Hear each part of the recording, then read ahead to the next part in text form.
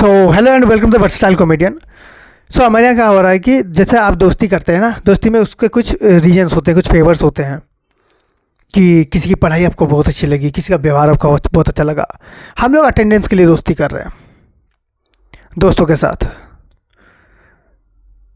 पहली बात तो ग्रुपिज्म करके आने में मज़ा आता है कि आज तू जाएगा, हाँ मैं जाऊँगा, तो ठीक है मैं भी जाऊँगा।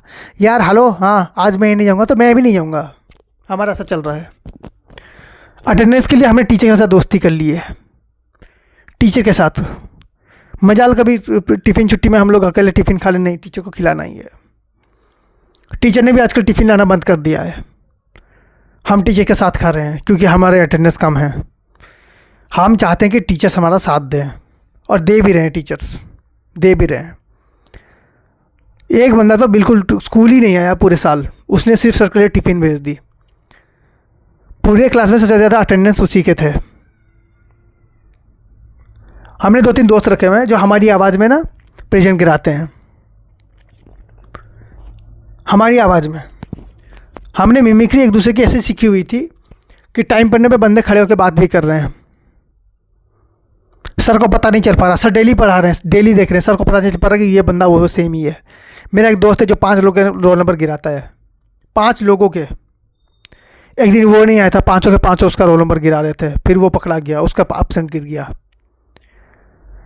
मतलब जो बंदा अपने दोस्तों का रोल नंबर पिछले 1 महीने से गिरा रहा था, टीचर को लगा कि वो बंदा 1 महीने से आया नहीं है क्योंकि वो 5 लोग खड़े होकर उसका रोल नंबर गिरा रहे थे। तो सर ने ऐसे पूछा कि एक बात बताओ, तुम 5 उसका रोल नंबर क्यों गिरा रहे थे? यानी कि पिछले 1 महीने से तुम 5 ही उसका रोल नंबर गिरा रहे हो। फिर उसको टिफ़िन ला के सर को देना पड़ा, जबकि वो हर महीने आ रहा था, हर जगह हर दिन आ रहा था। ऐसा हो रहा है। इसमें कुछ कमीने होते हैं ना, जो खड़ा होकर बोलते सर ये उसका रोल नंबर कर रहा था सर।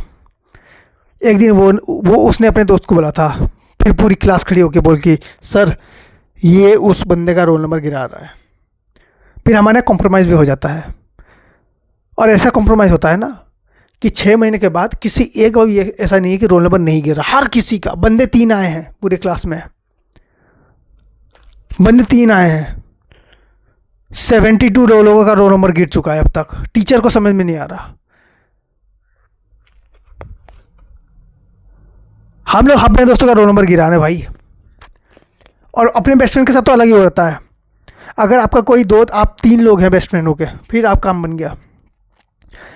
क्योंकि स्कूल में क्या है कि आपको एक दोस्त तो चाहिए, और वो एक भी हो ना, तीसरे को टेंशन लेने की ज़रूरत नहीं है।